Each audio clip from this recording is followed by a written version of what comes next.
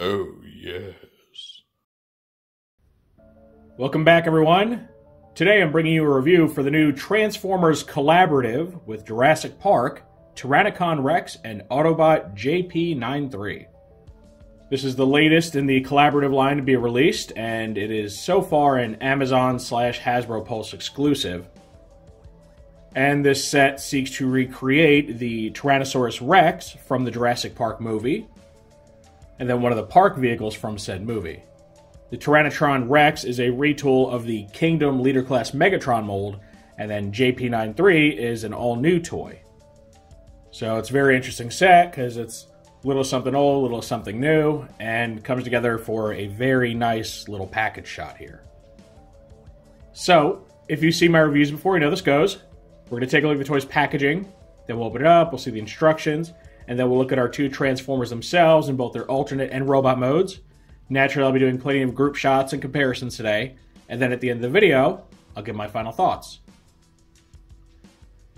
So our pair of figures come in a very decorative, large windowed box here. You can see Tyrannocon Rex stomping on one of the Jurassic Park vehicles, and then you see the Jurassic Park vehicle itself, which is actually an Autobot. You get their names in nice bold print right here. Jurassic Park logo, collaborative logo, Transformers, all that. You get this nice little bit of foliage down here. Flip it to the top, you get the Jurassic Park logo with those torches that are by the archway. Takara. On this end, you get that danger 10,000 volt sign. The poor little guy got zapped by. Here you get another sign with a T-Rex claw pulling down on it, showing that the fence is no longer working. And then on the back, you get the Tyrannosaurus footprint in the mud, which is how the kids knew the T-Rex was coming in the movie, because the little puddle in here would start shaking and rippling. You get some licensing stuff down here for the Autobots vehicle mode, and then some flavor text in several languages. The English text reads, Tyrannocon Rex is loose. Repeat, Tyrannocon Rex is loose. Do not panic. Autobot JP93 has been dispatched and is equipped to handle the situation. With state-of-the-art GPS tracking systems and all-wheel drive for traversing bumpy jungle terrain, JP93 will track down the asset out of containment and return her to her paddock promptly. If you see Tyrannocon Rex, do not approach her. Please call Jurassic Park security when you are safely out of range.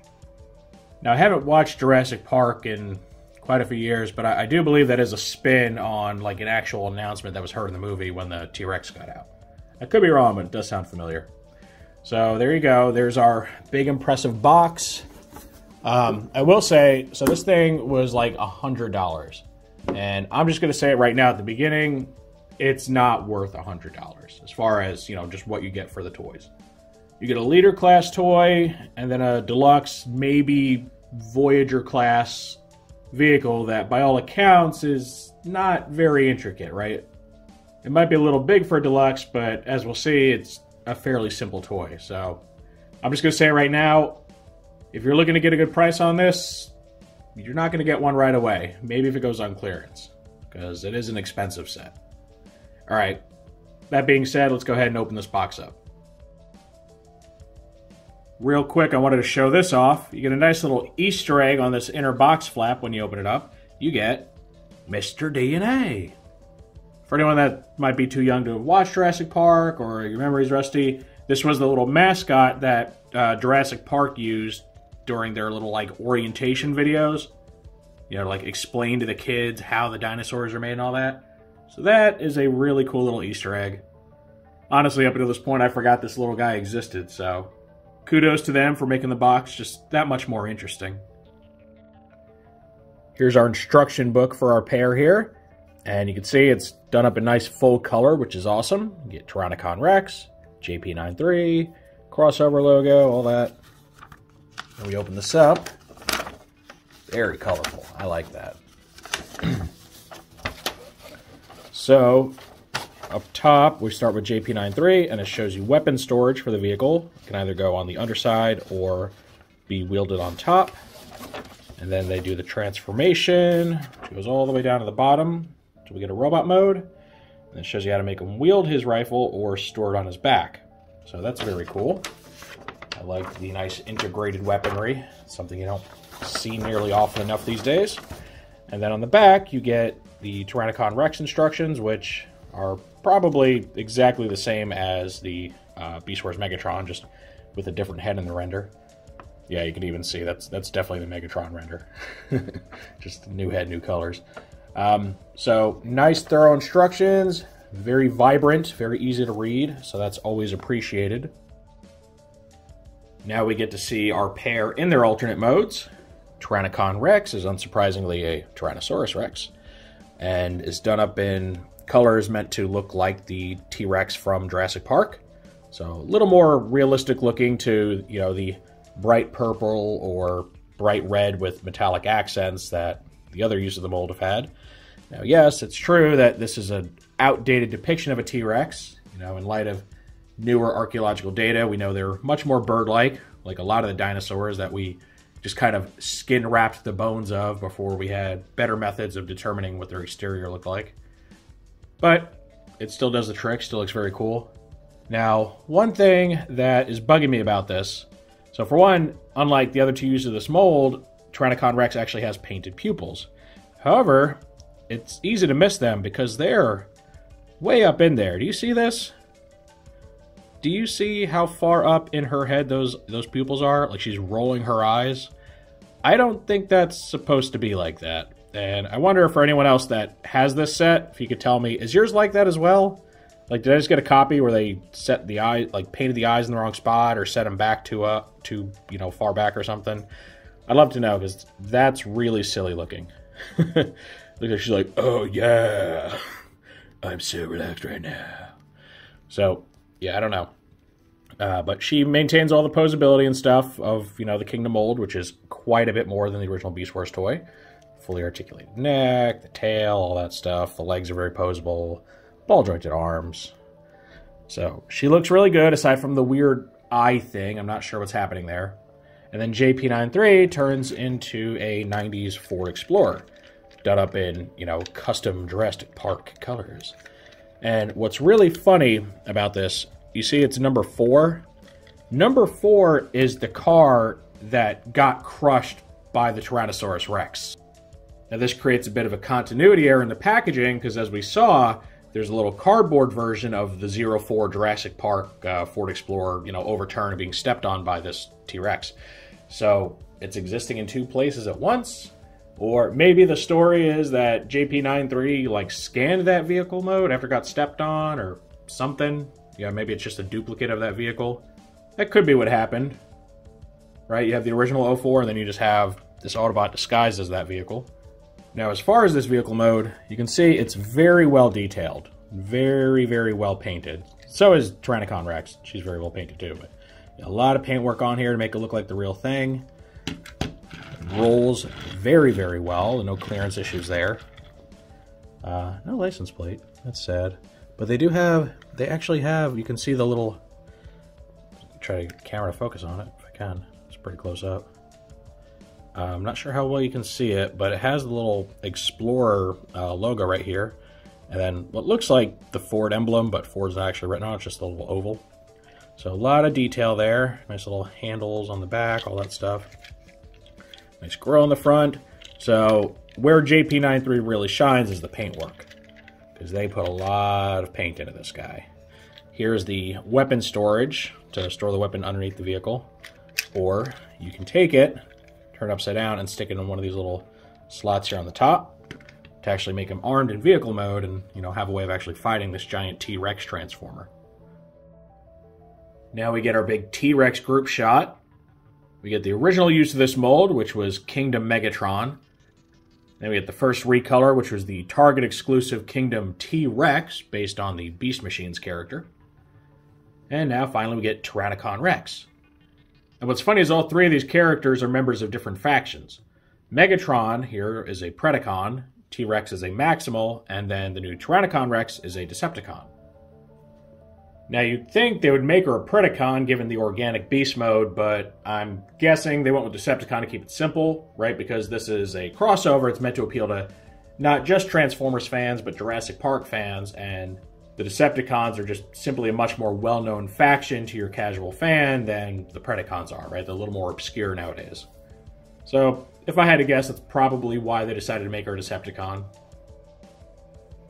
Okay, now it's time to transform JP93. If you want to see the transformation for Tyrannocon Rex, just check out the Kingdom Megatron review. I try not to repeat transformations when I can, just for the sake of time. So with that said, let's get started on JP93. So the first thing you want to do is remove any weapon that's attached. And we're going to open the car doors here, like so. I'm going to pull the arms up a little, like this, so you can get enough clearance to turn the forearms outward. Bring the arms the rest of the way up. Straighten them out. Just kind of keep them out of the way for now. And you're going to detach the windshield and roof section like that. It should come off pretty easily. It's not on there very tight, so that's good. And you're going to unfold this back half. Now I'm going to break the order of the instructions a little bit because they have you flip the feet down first, but it's much easier to separate the legs first, and I'll show you why. So the feet, you flip down, and this is a tight fit. Now you got a lot of clear plastic on hinges, and there's this tab, this little tab here that's to go in this groove right here on the side. You don't have a lot of clearance, so what you want to do is just kind of pull, very carefully pull these away from each other until that just pops in like that. And you really can't do that when these two halves are together. That's why I said separate the halves first. All right, so do it again here.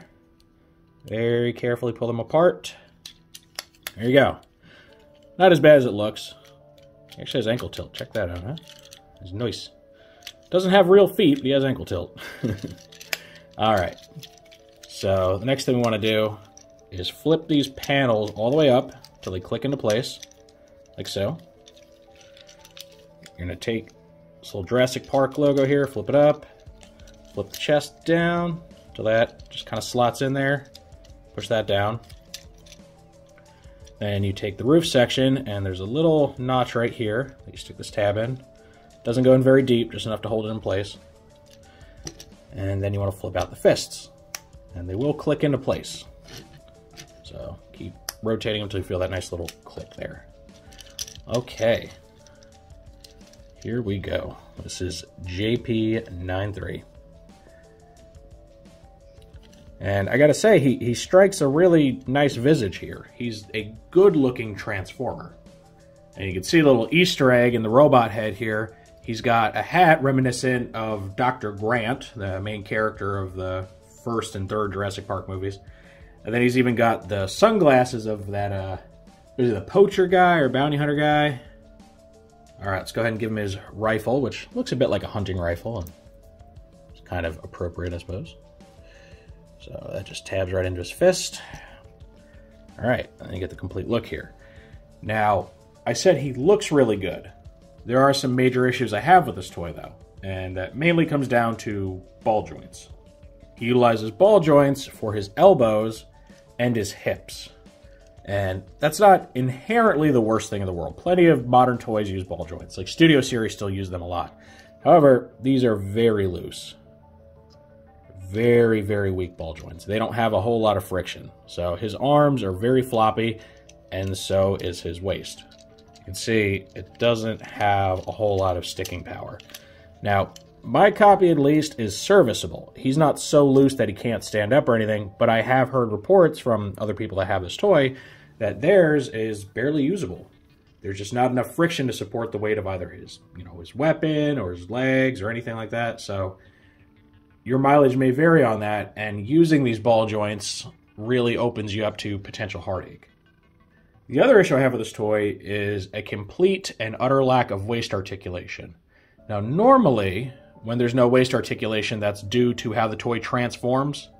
That's not the case here. There is no reason there could not be a swivel right here. There's nothing getting in the way of that. They just opted to cut costs and not include it. And remember, this is a $100 set. $100. You already know you're overpaying just based on, the size and complexity of the toys. And then they go and do something like that, where you get a toy that it feels like a mix between a Generations Deluxe and like a Cyberverse Deluxe, as far as where the quality is. Because it does have, you know, some good points. It does use universal joints for the shoulders. And here's the interesting, they look like they were supposed to be ratcheted based on these grooves, but they're not. And I'm wondering if that was a cut feature. Like there was supposed to be a ratchet in there, and then they got rid of it, but just kept the grooves. I don't know. Might just be stylings too, I'm not sure. He does have like the thigh swivel and all that. The knees are pretty nice, and he does have ankle tilt, though even the Cyberverse Deluxes have ankle tilt now, so I don't know if I can really hail that too much. So that is unfortunate. Here's the little tab that they show you in the instructions where you can plug his rifle into and store it on his back, if you please. But overall, despite not being the most well-made toy, he does look really cool. I gotta give him that. And he does really fit in with the other crossover toys that have been released so far. Which, speaking of, a lot of you may notice that I haven't put out reviews for all of them yet. I think the only one I did was Gigawatt. I have all the others up to this point. I just haven't finished the reviews because I'm perpetually behind the curve. But eventually, can't say when, I will get those out to you. Okay, now we get our look at Tyrannocon Rex in her robot mode. And as you can see, it's just a recolor and new head retool of Megatron. And I gotta say, I really dig the colors. I like that red and black on her. Really contrasts against the more earthy tones of the T-Rex skin. And her head sculpt is very cool. In fact, it really, really looks like it's supposed to be based off of Grimlock. Like a very stylized version of him. And part of me has to wonder if that's just an Easter egg, if it's a coincidence, or if this head was possibly pre-tooled into the Megatron mold as a potential upgraded Grimlock. Now, of course, we got a version of Beast Wars Grimlock in a Kingdom 2 pack, but I wonder if maybe this isn't based on earlier plans or something, because, I mean, the resemblance is pretty striking. Who's to say, though? Might be coincidence, might be an Easter egg. Overall, her tolerances feel really, really good. Everything's as tight as it should be. The transformation can still be a bit of a pain when it comes to these tail panels here, because you still run into clearance issues with the little molded skin flaps all around, where they really catch on each other. And that might be a problem for, you know, somebody that buys this because they like Jurassic Park and they're not really used to Transformers and having to mess with complicated transformations. My best advice is use a plastic tool, like a hard plastic spudger or something, to just kind of push the skin flaps past each other. It'll be much easier to fold that up, because if you put too much force, you're probably going to break it. So be aware of that. Again, not a really great thing to have where you require like a whole lot of extra care or even extra tools to actually transform your toy. So, you know, I won't really hold that against this figure per se, because it's a persistent issue with the Kingdom Megatron mold, but it is something that people should be aware of if they're not used to this. The back, still very kibble heavy, but I mean, what do you expect? It's always kibble heavy. And one thing that I'm finding a little odd is the head, while it looks cool, has some strange tolerances. You see that? Where it wants to just kind of pop upward. It's like it's too tight on the ball joint, so the head swivel back and forth is very tight, but it keeps wanting to do that as you turn it and just look straight up. Now that's a problem. That is a real QC issue, because it always just wants to look up. And it's fighting like its own tension to do anything other than look straight up like that. So, it seems they really dropped the ball when designing this. And the thing is, they could have set this a little higher and, you know, given themselves more space, because it's a small head. It's quite a bit smaller than the Megatron one. So you're not going to have clearance issues for the transformation. So it really just seems like a real shoddy job with that head, which is a shame because it looks cool, but functionally it's not very good. And again, it's just one more thing that really disappoints me with this set, because all of the crossover toys up to this point have been really, really spot on with their QC, with their designs, their effort. And I'm just noticing a lot more issues with this set than I have with previous crossover toys. So, you know, I can't really say I think it's very excusable given the level of quality we've received so far. Here we get another group shot of Tyrannocon Rex with her mold mates, Megatron and T-Rex. These two have very redundant names when you think about it. They're both just twists on Tyrannosaurus Rex, but okay. This toy is definitely not getting any awards for name creativity, because it's just another portmanteau of T-Rex. So, yeah. But I will say, overall, her colors, while she's not as highly painted on her robot mode compared to the other two, well, at least compared to Megatron. He's pretty lacking paint too. I will say her color is a little more cohesive. She's the only one where like the lower pelvic region is actually the same color as the upper region. His just looks terrible. Like this whole thing was supposed to be painted blue and they didn't bother painting this part. At least here they did actually paint this bit red over the black plastic. So it does look a little better and less like she's wearing a cup, basically. Now, personally, I do wish there was more painted detail on her overall. Because really, you get this red paint here and the black paint here.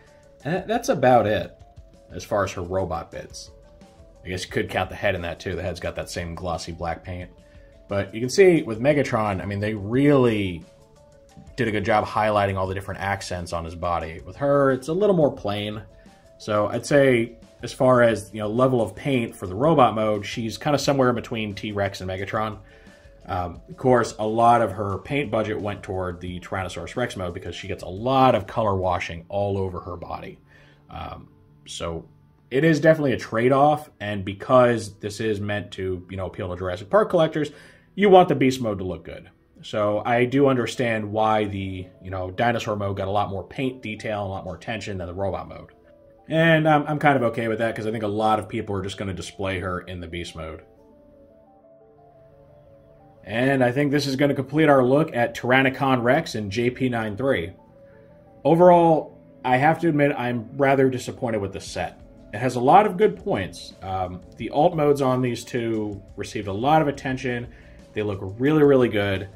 So the paint budget's definitely there. And I don't know if it's because of the paint budget, but the part count budget and the plastic quality and all that seems to have taken a hit. JP93, I think, is just very substandard for something released in the era of Generations. And then Tyrannocon Rex, her head has some serious issues. And like, there's only certain ways you can pose it without it just popping up in a manner that looks like you just snapped her neck. So, you know, I'm not really crazy about the amount of effort that went into making these actually good functional toys. I will point out real quick, a lot of people assumed when we saw JP93 here that he was going to be like a pre-tool or, you know, part share or something with an eventual Skids toy. Well, Legacy Skids has been revealed, and luckily that's not the case, because I'd be sorely disappointed if the new Skids was this lackluster. I'm very happy with what they showed us. So thankfully, this guy seems to just be a one-off, which is odd. The only other one-off, like, non-retool collaborative toy we received so far was Maverick. He was his own mold too. Of course, he was a lot better than this, but I digress.